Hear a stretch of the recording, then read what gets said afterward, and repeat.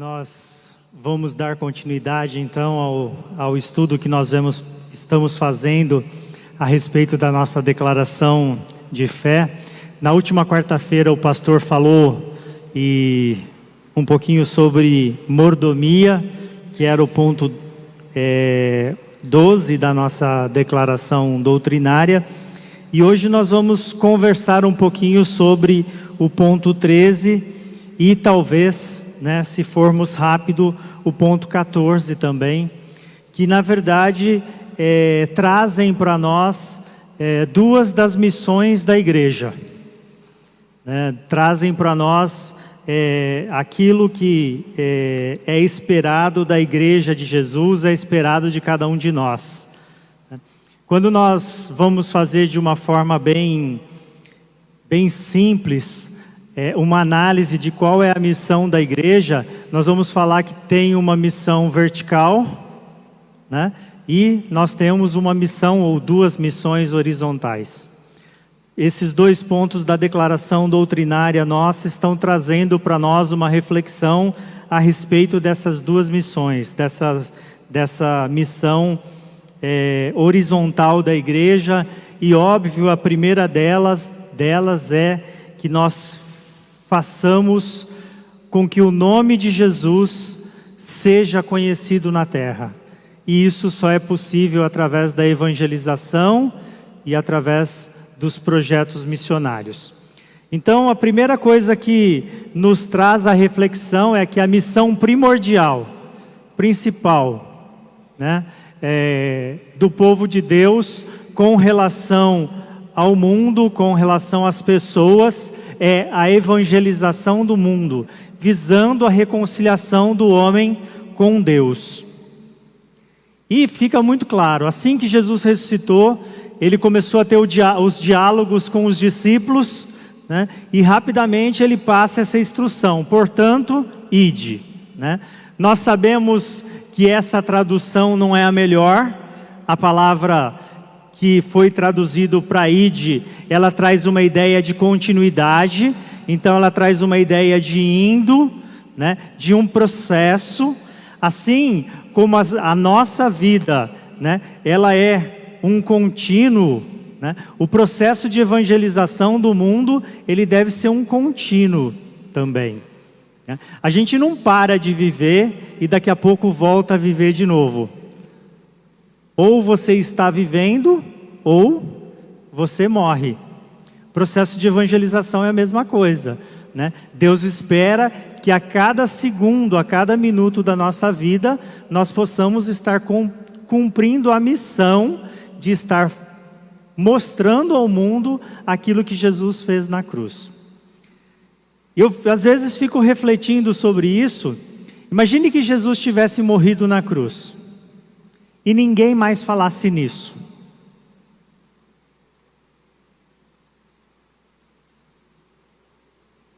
Os discípulos fossem cada um para um lugar.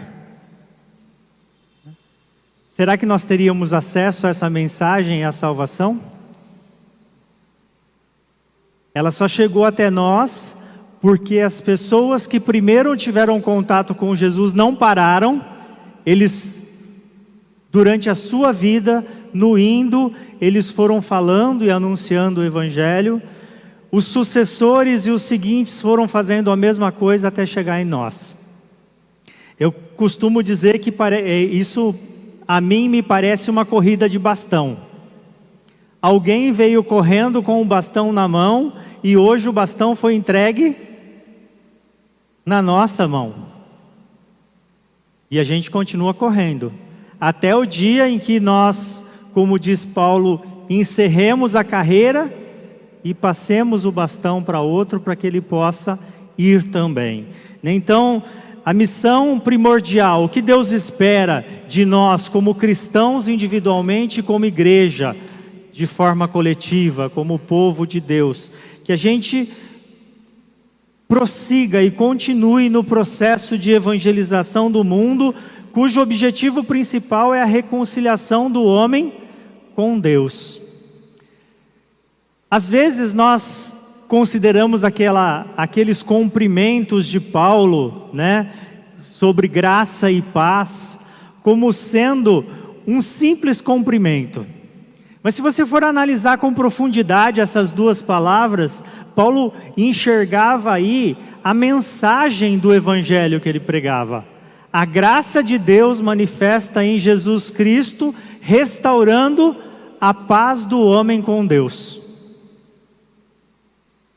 E o que está sendo dito aí é exatamente isso. O processo de evangelização, anunciando a Jesus, que veio e morreu na cruz e nos entregou de graça a salvação, para que nós pudéssemos voltar a ter comunhão com Deus. O pecado faz separação do homem e Deus. A salvação reconcilia o homem com Deus. Então Mateus 28:18 diz: portanto, ide. E lá em Atos 1:8, Jesus diz para os discípulos que eles deveriam permanecer até que fossem revestidos pelo Espírito Santo e ser testemunhas. Então Jesus fala segundo o relato de Mateus 18, Jesus fala segundo o relato de Lucas em Atos 1:8, que nós devemos, no nosso processo de vida, na nossa jornada cristã, na nossa vida cristã, anunciar o Evangelho e sermos testemunhas de Jesus. Dando continuidade, Atos 13, 2 e 3, nós vemos aquele momento em que a igreja separa, aparta Barnabé e Saulo para a obra que Deus havia chamado. E servindo eles ao Senhor e jejuando, disse o Espírito Santo: apartai-me a Barnabé e a Saulo para a obra que eu os tenho chamado. Então, jejuando e orando e pondo sobre ele as mãos, os despediram. E óbvio, eles estavam sendo encaminhados para um projeto missionário, para um processo de pregação do Evangelho. Eu não sei se você já parou para pensar nesse texto, mas às vezes quando eu olho para isso e eu vejo a igreja se estruturando, é bem no início, né? A igreja não devia estar completamente estruturada ainda, não devia ter pessoas qualificadas o suficiente para falar e para ensinar, e de repente duas das figuras mais importantes, o Espírito Santo chega e fala assim: ó, separa esses dois camaradas e manda para outro lugar. Às vezes, quando alguém muito ativo na igreja resolve ir para missões, ou resolve assumir uma função em algum outro lugar, a gente fala: não pode, a igreja vai sofrer muito. Só aconteceu nas igrejas onde eu passei, aqui não acontece, né? Mas o fato é que Deus chama, e quando Deus chama, a nossa missão é direcionar, encaminhar, e foi o que eles fizeram aqui, porque o principal era a evangelização para a reconciliação do homem com Deus. É dever do discípulo de Jesus Cristo e de todas as igrejas proclamar, pelo exemplo e pelas palavras, a realidade do Evangelho.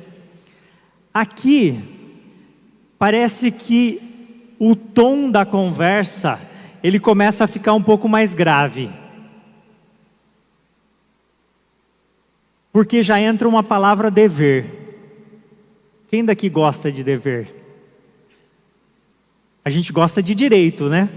Os meus direitos, a minha vontade, aquilo que eu quero. Mas quando a gente fala de dever, opa, pera lá, vamos conversar sobre isso que não está muito legal não, né? E nesse texto, Paulo diz: porque se anuncio o Evangelho, não tenho do que me gloriar, pois me é imposta essa obrigação. Olha a visão que ele tinha. É forte essa visão, né? Pesada. Estou pregando o Evangelho e ele estava vivendo situações bastante dramáticas, e ele fala que ele faz isso, e isso, né, não é motivo de glória. não é motivo de autoengrandecimento, mas ele enxerga isso como algo que lhe é devido, que Deus merece. E um texto que colabora com isso e acaba trazendo forte essa mesma ideia de dever é o texto de Ezequiel 3,18.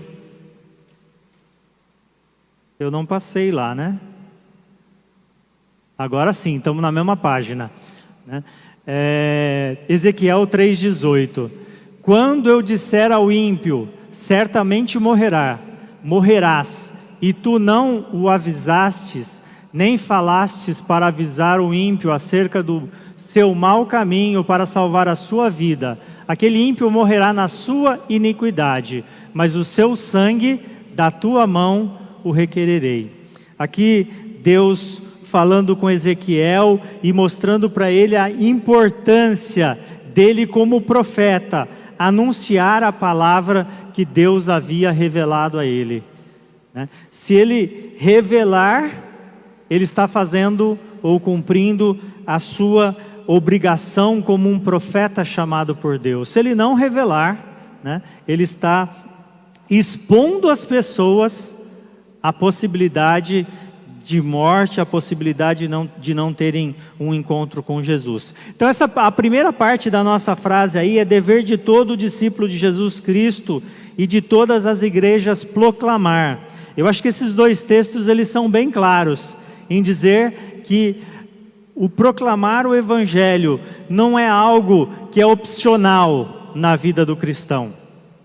Não é algo que ele pode escolher fazer ou não escolher fazer, mas é algo que Deus espera que ele faça, que Deus tem como missão para que ele faça. E como proclamar? A segunda parte da frase aí, ela diz pelo exemplo e pelas palavras. Duas formas de falar. Uma, né, através das palavras que nós proferimos, e outra através da vida que nós vivemos, através do comportamento. E Paulo em Timóteo 4,12 ele diz: ninguém despreze a tua mocidade, mas que você seja exemplo. Então, quando a gente estuda um pouquinho o perfil de Timóteo, nós vemos um jovem, bastante inseguro ainda, né? E tendente, né, a se omitir muitas vezes e a ser tímido. E Paulo fala assim: Timóteo, não, né? Você foi chamado por Deus, então vai lá e de alguma forma mostre através do seu exemplo aquilo que Deus tem feito na sua vida. E de novo para Timóteo, mas agora na segunda carta, ele diz: prega a palavra. Percebe as duas formas de evangelização que está na nossa declaração de fé? Pelo exemplo e pela palavra. Paulo falando com Timóteo, então ele fala na primeira carta, dê o exemplo. Na segunda carta ele fala: não deixe de falar, não deixe de pregar. Na continuidade aí, procurando fazer novos discípulos de Jesus Cristo em todas as nações. Então qual o objetivo de pregar? O objetivo de pregar é que as pessoas se arrependam e passem a ser ou tornem-se discípulos de Jesus em todas as nações. E aí a gente pode recorrer de novo ao texto que nós já recorremos no início, que é Mateus 28, e nós demos ênfase ao ide, ao indo, mas agora a gente pode dar ênfase à última partezinha do versículo 18, que diz todas as nações. Indo no processo, mas levando a todas as nações. Em Lucas 24, 47 e 48, em meu nome se pregasse o arrependimento e a remissão dos pecados em todas as nações, começando por Jerusalém, e dessas coisas vós sois testemunhas. Então o projeto original de Deus, né, de trazer Jesus não foi para um grupo específico de pessoas, foi para todas as pessoas. E a gente consegue perceber esse projeto lá na chamada de Abraão. Ele diz: vou te abençoar, Abraão, e farei com que em ti todas as famílias da terra sejam benditas. Já lá no iniciozinho, na chamada de Abraão, nós percebemos que Deus não queria criar exclusividade. Deus estava fazendo um povo, mas para que esse povo pudesse divulgar o seu nome para todos os povos. E é interessante como as coisas acontecem. O tempo foi passando, os judeus foram ficando exclusivistas, achando que só eles mereciam Deus, só eles tinham um relacionamento com Deus, só eles eram dignos de Deus. E Jesus vem e enfrenta grandes problemas com isso. Os discípulos, os apóstolos, enfrentam grandes problemas com isso, para fazer com que a mensagem do Evangelho seja proclamada. Mas aí eu fico pensando, porque é fácil criticar os outros, né? Olhar para os outros e criticar. Será que a gente não é exclusivista também?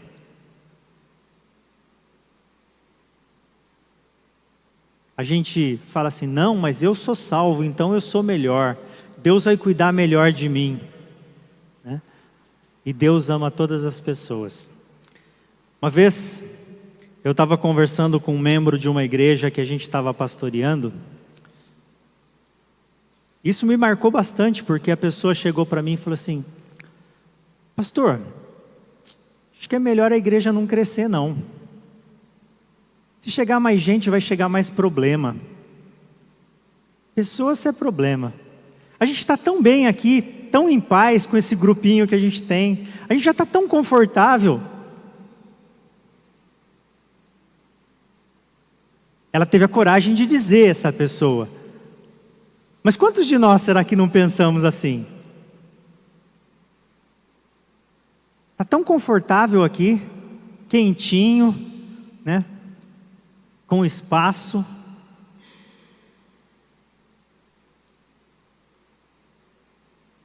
A visão exclusivista, né? Mas esse não é o projeto de Deus. O projeto de Deus é... Qual é o projeto de Deus? Todas as nações. Anunciar que o Evangelho não pare em mim, que ele tenha continuidade, que ele possa atingir outras pessoas. A responsabilidade de evangelização estende-se até os confins da terra, por isso as igrejas devem promover a obra missionária, rogando sempre ao Senhor que envie obreiros para a sua seara.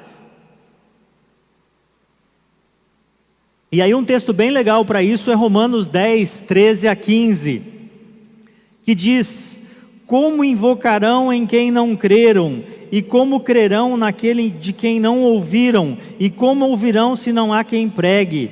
E como pregarão se não forem enviados?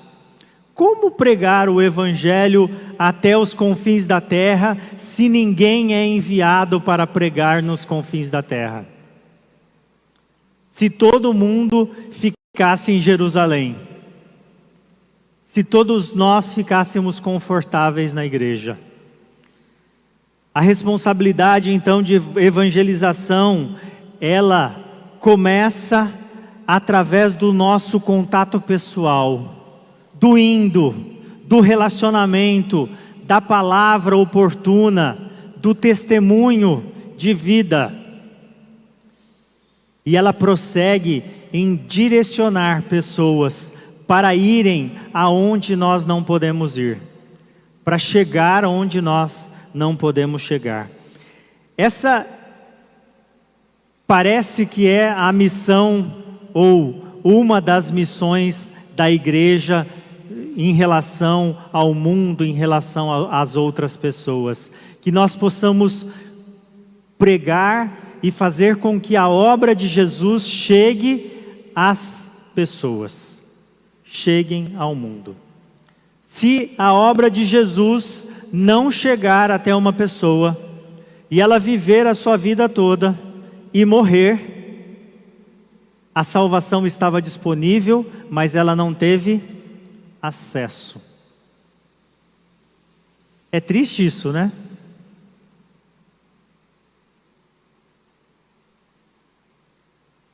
Imagine-se com muita sede. Muita sede. Imagine com força. Secou a boca?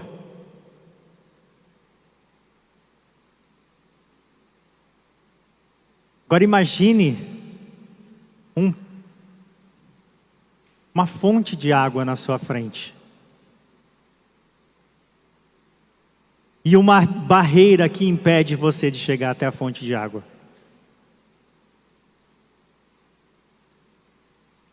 A sede está lá, a água está lá, só que você não consegue chegar até ela. Jesus Cristo, Ele veio, morreu, ofereceu a salvação. Só que se nós, como cristãos e como igreja, não levarmos essa mensagem de salvação, a salvação está lá, mas as pessoas não têm acesso a elas. Assim como nós, com a nossa sede, né, eu vou pegar a minha água aqui.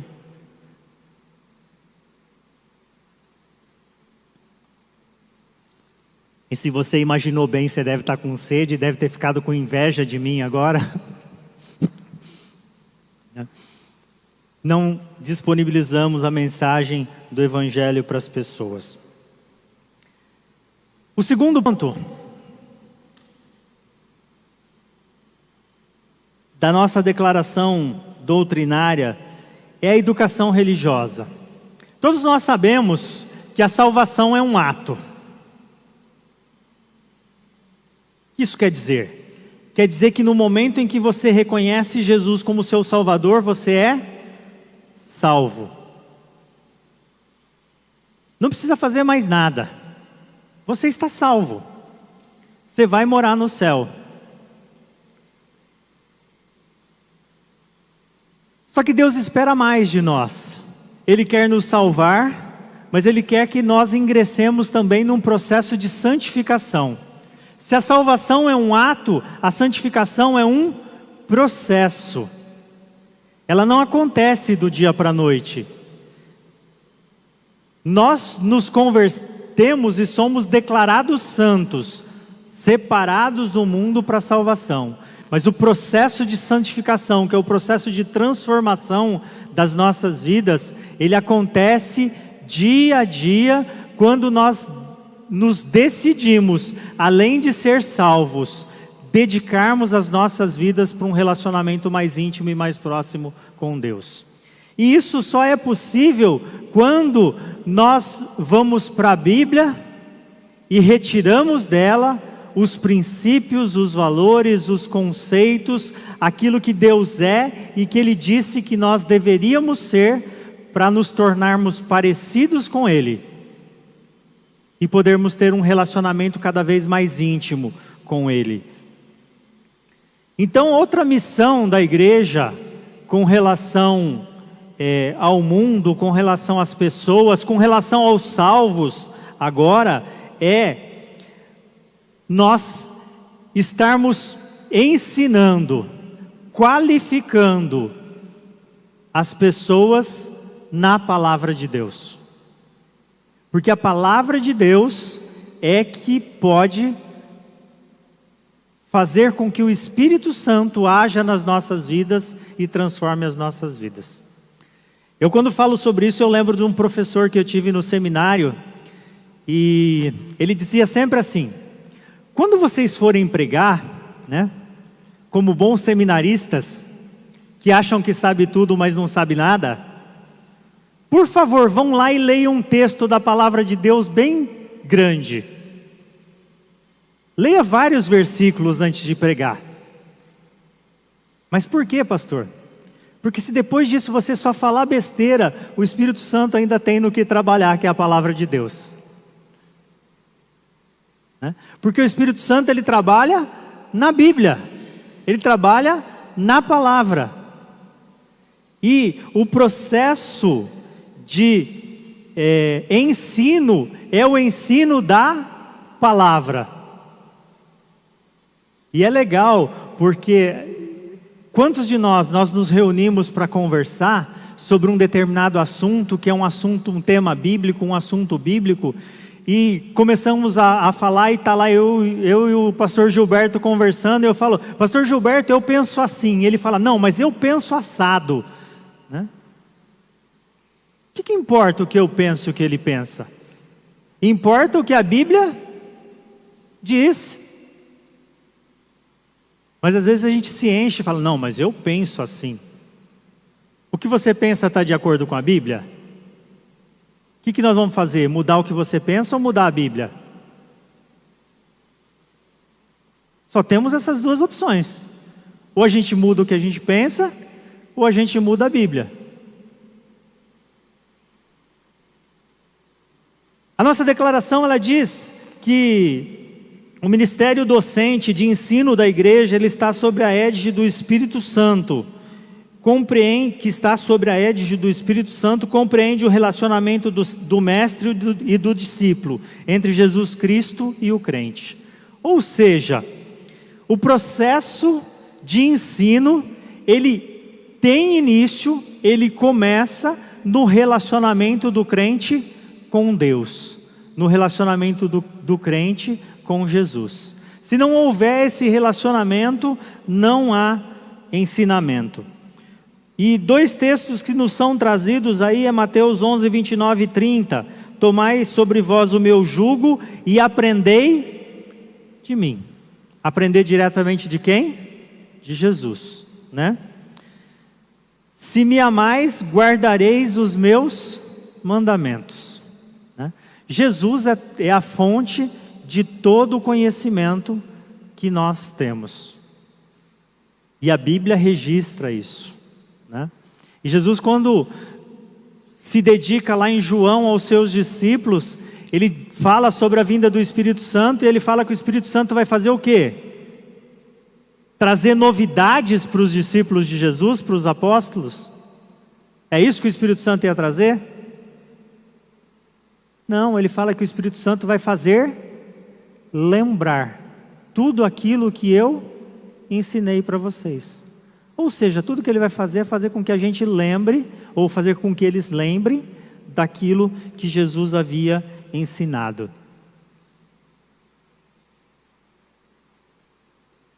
Nós já falamos um pouquinho sobre isso. A palavra de Deus é o conteúdo essencial e fundamental nesse processo e no programa de aprendizagem cristã. Ou seja, a fonte de todo o ensino da igreja deve ser a palavra de Deus. A Bíblia é que deve ser seguida. A Bíblia que tem a última palavra. A Bíblia que é a nossa regra de fé e prática. É da Bíblia que nós devemos retirar tudo aquilo que nós acreditamos e tudo aquilo que nós cremos. Toda a Escritura é divinamente inspirada e proveitosa para ensinar, redarguir, para corrigir, para instruir em justiça. E o texto que nós acabamos de citar, João 14, 26, mas aquele Consolador que o Espírito Santo, que o Pai enviará em meu nome, ele vos ensinará todas as coisas e vos fará lembrar de tudo o que eu tenho dito. Como lembrar de algo que a gente não conhece? É possível lembrar de algo que a gente não conhece?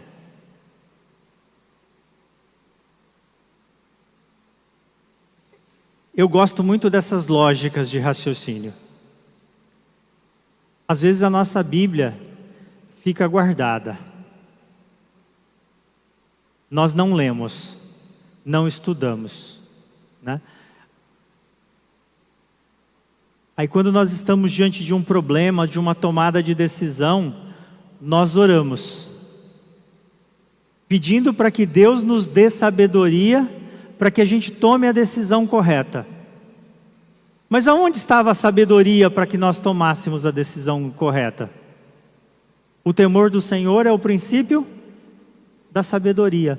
A sabedoria para que nós tomássemos a decisão correta estava lá na palavra. Mas infelizmente a gente não se qualificou. Essa é uma outra coisa interessante de se refletir, né? Assim como Jesus está disponível, e se nós não o levarmos até as pessoas não são salvas, a sabedoria de Deus está disponível para as nossas vidas, mas se nós não formos até ela para buscarmos a sabedoria de Deus, né, ela não vai chegar nas nossas vidas. E o Espírito Santo não vai poder nos fazer lembrar, porque não está lá.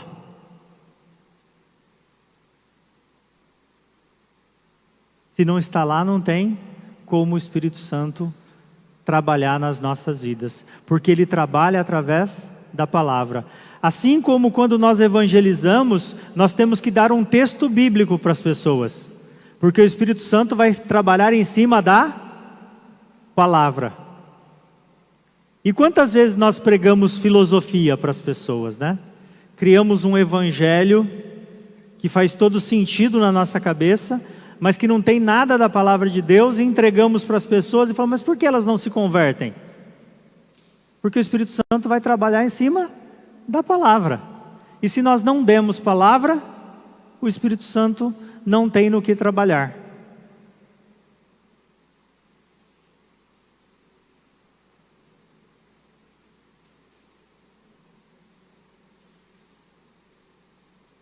O programa de educação religiosa nas igrejas é necessário para a instrução e o desenvolvimento dos seus membros, a fim de crescerem em tudo, naquele que é o cabeça, Cristo. Se a primeira missão é evangelizar, e o objetivo da evangelização qual é? A reconciliação do homem com Deus, a salvação. O motivo do ensino bíblico na igreja, né, e da capacitação de cada um de nós, qual é? O crescimento e o desenvolvimento da igreja, de cada um de nós como cristãos, em maturidade diante de Deus. Em 2 Timóteo 2,15, Paulo fala para Timóteo, procura apresentar-te a Deus aprovado, como um obreiro que não tem do que se envergonhar e que maneja bem a palavra da verdade. Aqui Paulo está falando para Timóteo de vida e de conhecimento bíblico. Não ter do que se envergonhar, parece que ele está falando assim, viva uma vida que as pessoas não tenham motivos para te causar constrangimento. Mas maneje a palavra, conheça a palavra bem, de tal forma que você possa aplicar os princípios e os ensinos de Deus na sua vida. Colossenses 1,8, a quem anunciamos, admoestando a todo homem, e ensinando a todo homem em toda sabedoria, para que apresentemos todo o homem perfeito em Jesus Cristo. Novamente, a relação entre o ensino e o crescimento, o ensino e o desenvolvimento. E lá no texto de Mateus 28, 19 e 20, né, em que ele fala do indo, né, ele não para aí, né, ele diz, ensinando-as a guardar todas as coisas. O processo de evangelização, ele não se extingue na conversão, ele continua no processo de amadurecimento e crescimento espiritual.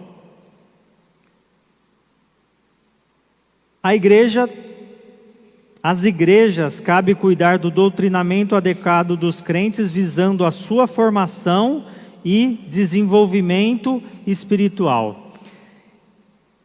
Quando eu leio essa parte, eu fico com a impressão, não sei se é a mesma impressão que você está ficando aí agora, de um processo de formação. de um processo de qualificação. Daquele processo em que você coloca o seu filho na escola, ele estuda e se qualifica para ir para o colegial, ele estuda e se qualifica para ir para a faculdade, ele estuda e se qualifica para uma formação profissional ou para uma vida profissional. Um processo de formação, que é o que a igreja, parece que a nossa declaração diz, deveria se dedicar a fazer. Um processo de qualificação para a vida cristã, para a vida cristã plena. Paulo, quando falou com os irmãos lá de Coríntios, e eram irmãos que achavam que eram bastante espirituais, quando nós lemos essa carta, nós percebemos pessoas que se julgavam muito intelectuais. Ele fala para eles, não pude falar para vocês como espirituais. Não pude ensinar vocês como eu gostaria de ensinar. Não pude passar para o segundo nível. Ainda está no primário. Faz sentido isso para você? Está mais ou menos igual você ler esse texto aí?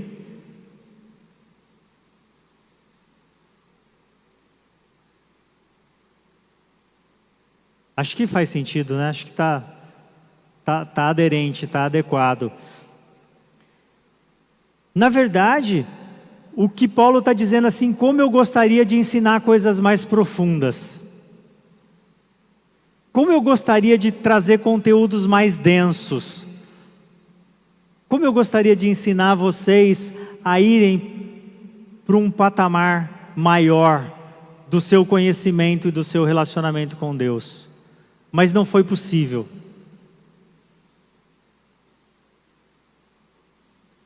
E esse é o processo que nós deveríamos trabalhar, segundo a nossa declaração doutrinária na igreja.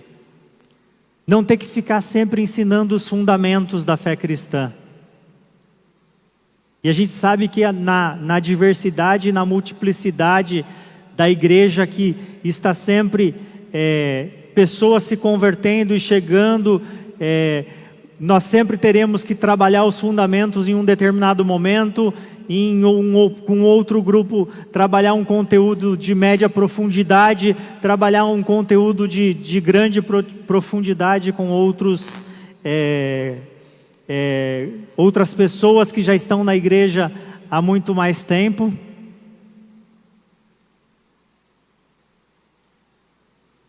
Mas muitas vezes eu olho para isso, e eu estou chegando na PIBA há pouco tempo, e eu vejo todo o esforço que a PIBA tem e promove na instrução dos seus membros, em cursos, em palestras, em classes, Mas na média das igrejas nós vemos muito pouca ênfase no ensino do cristão para que ele possa crescer e amadurecer. E parece que essa é uma das missões da igreja. 2 Timóteo 3, 16 e 17, toda a escritura é divinamente inspirada e proveitosa para ensinar, e nós já lemos, para redarguir, para corrigir, para instruir em justiça, para que o homem de Deus seja perfeito e perfeitamente instruído em toda boa obra. Um processo que nos qualifique para uma vida cristã plena, para uma vida cristã verdadeira, para que naqueles momentos em que nós precisarmos dos conhecimentos da palavra de Deus, para que o Espírito Santo possa agir na nossa mente e fazer com que a gente tome as decisões adequadas, de acordo com aquilo que Deus espera que nós tomemos. Ela só vai acontecer se realmente nós estivermos capacitados através da palavra.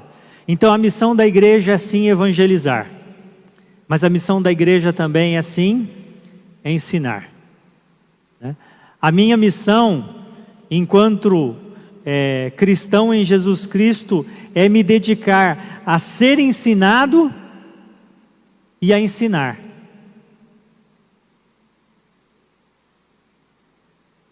O que será que é mais difícil, ensinar ou ser ensinado?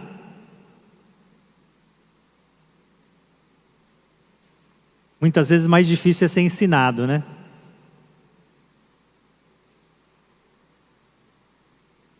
Concluindo então esses dois tópicos da nossa declaração de fé, missões que eu coloquei aqui como horizontais, né?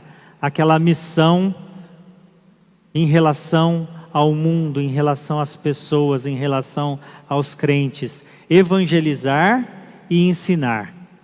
Evangelizar para a salvação e ensinar para a santificação, para o crescimento espiritual, para a sabedoria, para que nós possamos viver uma vida cristã plena.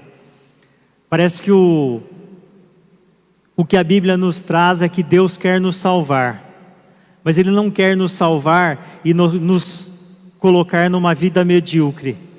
Ele quer nos salvar e nos colocar numa vida plena, numa vida abundante, né? Para que nós realmente possamos desfrutar de uma comunhão íntima com Deus e para que a gente possa viver uma vida que realmente vale a pena. Quando nós fizemos o curso de psicanálise, eu e minha esposa, o pessoal lá tinha um conceito sobre vida. Eles diziam assim: há uma diferença entre viver e existir. E há uma diferença mesmo entre viver e existir, né? Existir, a gente levanta de manhã, vai trabalhar, almoça, volta para casa à tarde, dorme, levanta no outro dia,